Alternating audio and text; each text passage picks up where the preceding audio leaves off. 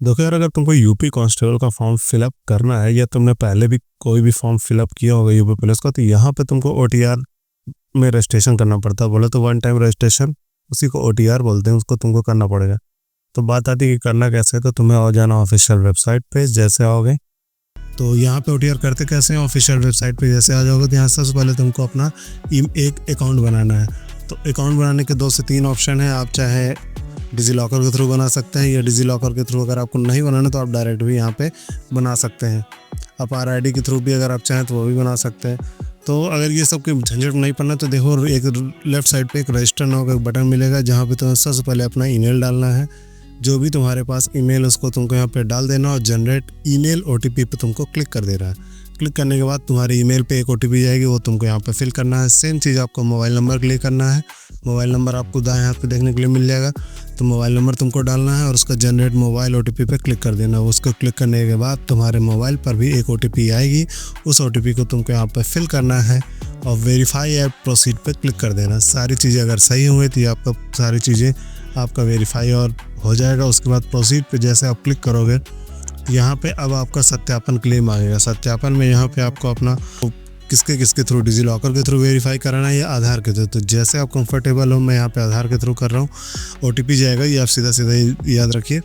तो आधार के थ्रू करने के लिए यहाँ पे सबसे पहले हमको आधार कार्ड नंबर अपना दर्ज करना होगा। जो भी आधार कार्ड हमारा नंबर है वो यहाँ पे फिल करना है और क्लिक करना है जनरेट आधार ओटीपी पर। तो जैसे हम क्लिक करेंगे उसके बाद हमारे फ़ोन पे जो रजिस्टर्ड मोबाइल नंबर होगा, जो रजिस्टर्ड ईमेल होगी, उस पर एक ओटीपी जाएगा। उस ओटीपी को हमको यहाँ पे सबमिट करना है। अब वेरीफाई एंड प्रोसीड पर क्लिक कर देना है। तो यहाँ पे आपका आधार वेरीफाई हो गया। अब आपको नेशनलिटी सेलेक्ट करनी है, तो इंडियन है तो इंडिया आपको सिलेक्ट करना है। उसके बाद जो आधार के हिसाब से आपका डाटा है और जो आपका हाई स्कूल के हिसाब से डाटा, वो दोनों मैच होना चाहिए।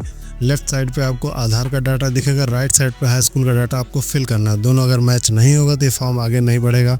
तो सबसे पहली बात, खासकर आपका नाम, डेट ऑफ बर्थ और जेंडर, ये तीनों चीज़ आपका मैच होना चाहिए आधार से। और वही चीज़ सेम मीनिंग आपकी 10th की मार्कशीट में भी होना चाहिए। तो आप देख सकते हैं सामने स्क्रीन पे कुछ ऐसा आपको फिल करना है। उसके बाद आपको अपने फादर्स नेम फिल करना है, उसको रीटाइप भी करना है, यानी 2 बार आपको फिल करना है। उसके बाद प्रोसीड वाले बटन पर क्लिक कर देना और अपना पासवर्ड यहाँ पे बना लेना। पासवर्ड जो जनरेट करना है वो 8 कैरेक्टर का होना चाहिए। एक कैपिटल लेटर का कम्बिनेशन होना चाहिए, स्मॉल लेटर होने चाहिए, स्पेशल कैरेक्टर होने चाहिए और नंबर होने चाहिए। उसके बाद जैसे सारी चीज़ें ओके हो गई तो आपको प्रीव्यू करके एक बार दिखाया जाएगी कि हाँ भाई, ये आपका नाम है, ये आपकी डेट ऑफ बर्थ है, आप इंडियन सिटीजन हो। ये सारी चीज़ें आपको दिखाई जाएंगी। जो वार्निंग सामने लेके आई है, इसका मतलब ये है कि आप इसमें एक बार खाता बन जाने के बाद आप इसके किसी भी चरण में संशोधित नहीं कर पाएंगे। तो अगर आपको सारी चीज़ें सही है तो आपको प्रोसीड वाले बटन पर क्लिक करना है। प्रोसीड वाले बटन पर क्लिक करने के बाद आपका अकाउंट है वो जनरेट होकर आपके मोबाइल नंबर पे एक आ जाएगा। उसी की मदद से आप जब भी फॉर्म फिल करेंगे, उसी की मदद से आप यहाँ पे फिल कर पाएंगे। लॉगिन करने के लिए आपको लॉगिन वाले बटन पे आना है। उसके बाद यहाँ पे आपसे पूछा जाएगा कि आपको ओटीपी किस में चाहिए, फ़ोन पे चाहिए कि ईमेल पे चाहिए। तो आपको ओटीपी से वेरीफाई कराना पड़ेगा।